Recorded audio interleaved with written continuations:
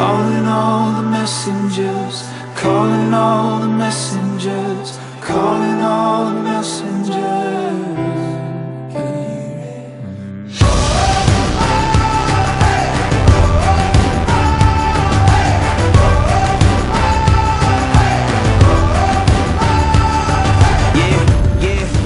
According to Wikipedia, Lecrae Moore is an American Christian rapper, songwriter, record producer, and actor.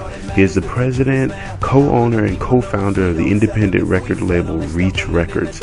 Apparently, he's released up to 7 studio albums. I'm speaking specifically from the standpoint of a new listener who has just been introduced to his 7th album, Anomaly.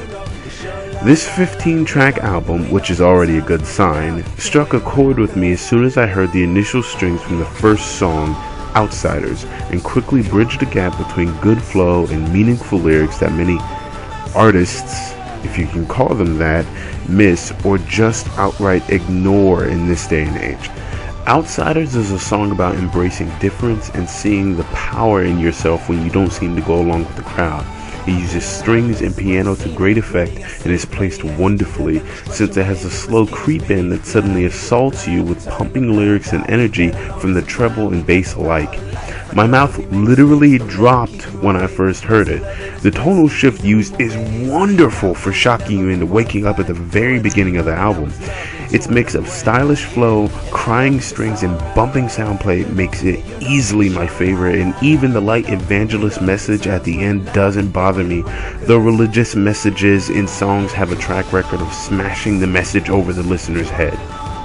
From the very beginning, it's obvious Lecrae is a fantastic lyricist, and the next 2 tracks, Welcome to America and Say I Won't, show off his prowess. While the first is an introspective look at various situations dealing with general occurrences that Lecrae thought important to speak on, I do find that the grievances are varied and almost random.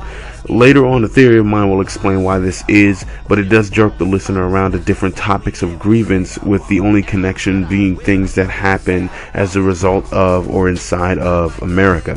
The second is a challenge by title and lyric that lets you know that of Lecrae's apparent fearless attitude towards doing things that aren't usual for black men and black rappers to do, harkening back to the message of Outsiders, this time adding a brazen fearlessness to embracing his otherness. The mixes of sounds and samples are artfully blended into an album that's easy to just leave in and let play all the way through without skipping any tracks by simple accident.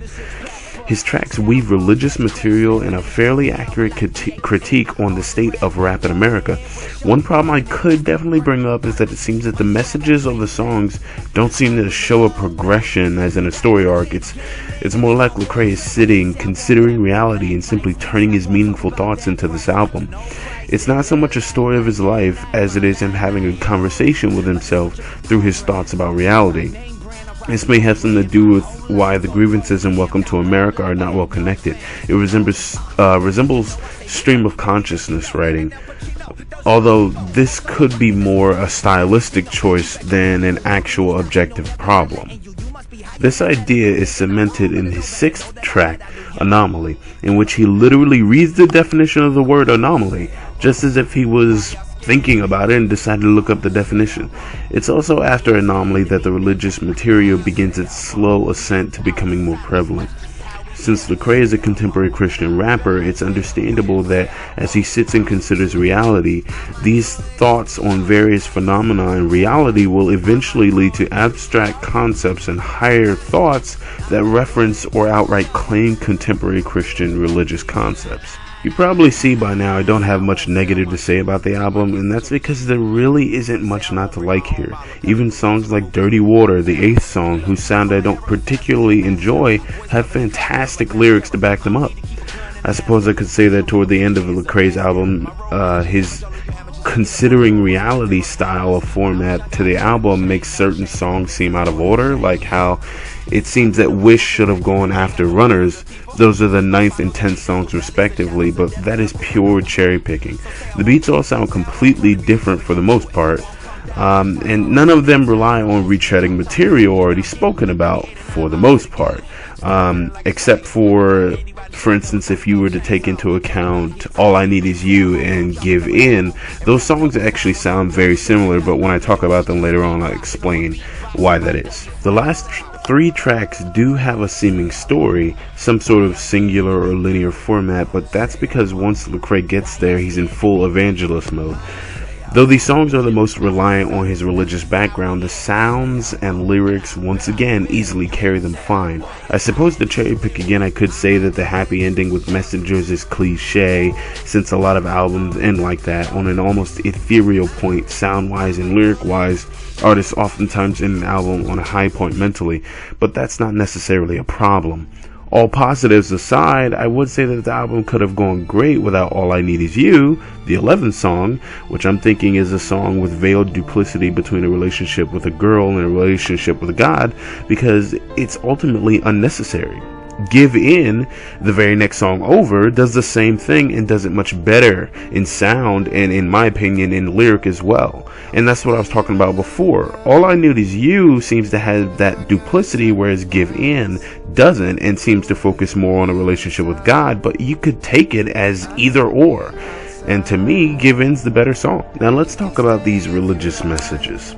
Lecrae doesn't say anything that no Christian has ever said before. He basically parrots the usual Christian rhetoric, and I can't even discern which type of Christian he is. Is he conservative? Is he moderate? Is he liberal? I can't tell. There's not enough information for me to know for sure. He talks about having sex in a negative sense, like how he's molested and how he has a girl get an abortion in The Good, the Bad, the Ugly. And this slight disgust of sexual material in youth is in line with contemporary Christian ideas of sexuality.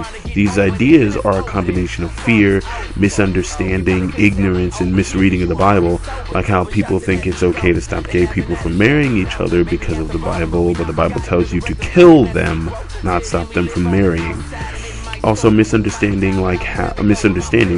like how people grew a fear of incestuous relationships because of the fact that the smaller gene pool most likely results in a hereditary negative mutation being handed down more in those relationships. But religious and uneducated humans took this to be some kind of curse. The only people this type of evangelizing should convince are people who already believe in Judeo-Christian values and Jesus Christ. Then again, the album never appears to be attempting to convince anyone too strongly, just making assertions. There's nothing here I couldn't refute with a few sentences in a short conversation. The most important things to take from this exemplary album is that if you love rap, you've got to check this out. But if you're a Christian who listens to rap, this is a must-have. Plus, the album's only $10 at Walmart, down from $14.98. At this price, you're robbing him, which you might have a problem with, especially if you follow the first 10 commandments, but don't worry about that. The album's extremely affordable, and you need to hear this. It shouldn't tip you over if you're on the fence of religion, but it should bolster your confidence if you're a Christian. A fantastic album that I'd recommend to Drake, Wayne, and anyone else who would need to understand how exactly you make meaningful art. Homesick, homeless if I'm honest, cause my home is somewhere I ain't never been before. I'm a homeless, yeah, gift, even if it doesn't fit in the box that I plead these folks.